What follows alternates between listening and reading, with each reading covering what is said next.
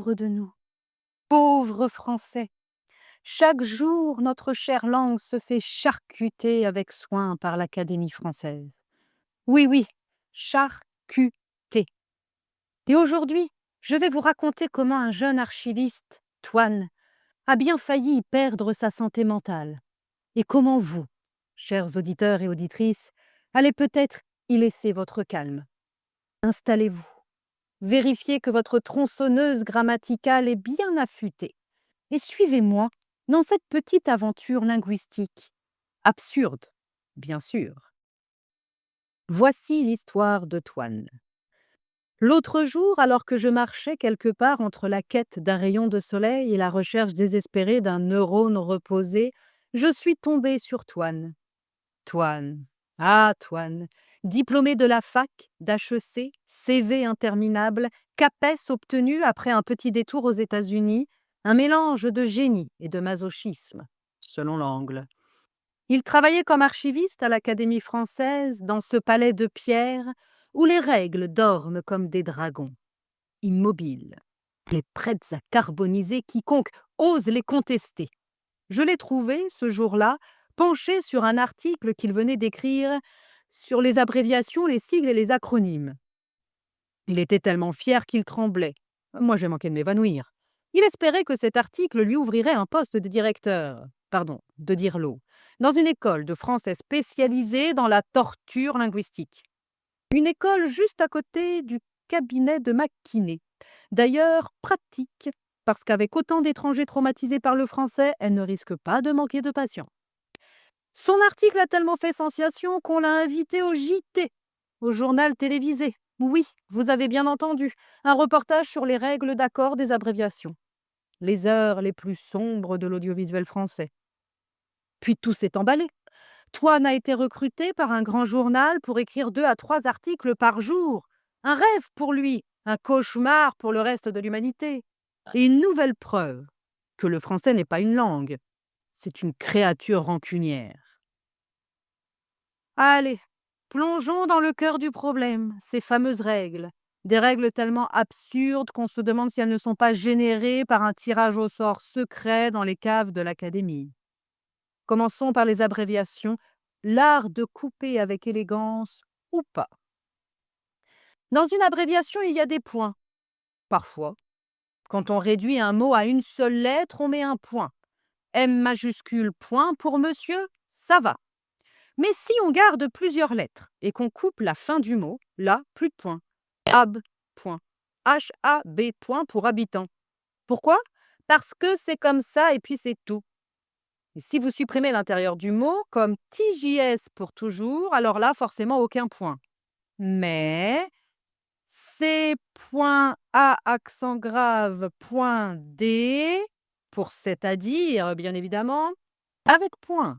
Logique, non? Sans deck, ou sans déconner. C'est tellement absurde.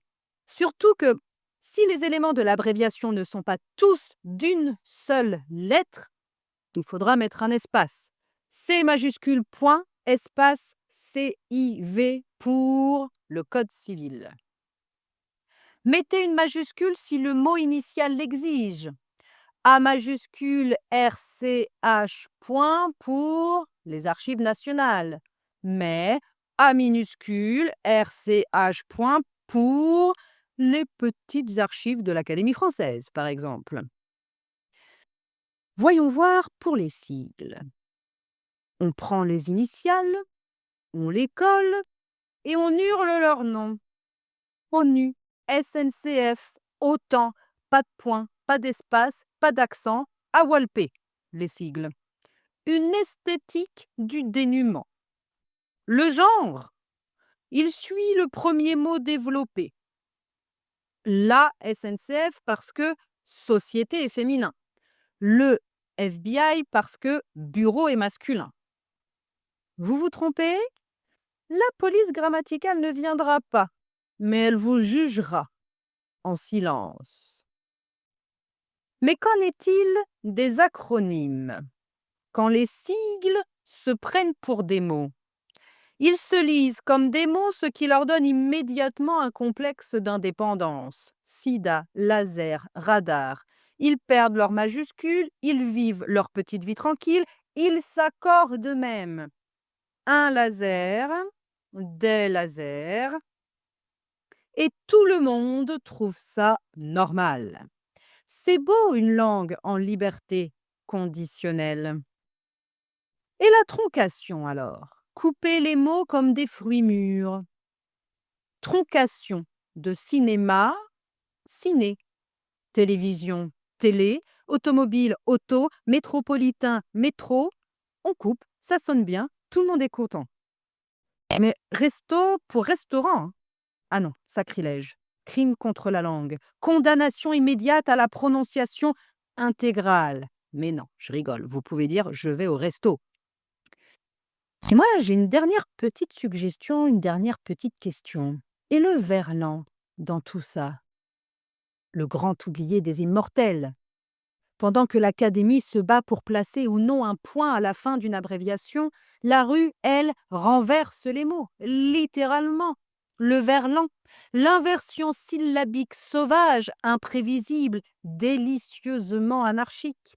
Fou devient ouf, femme devient meuf, louche devient chelou. Des mots désormais parfaitement intégrés, prononcés sans hésitation, compris par toutes les générations. Et le plus beau?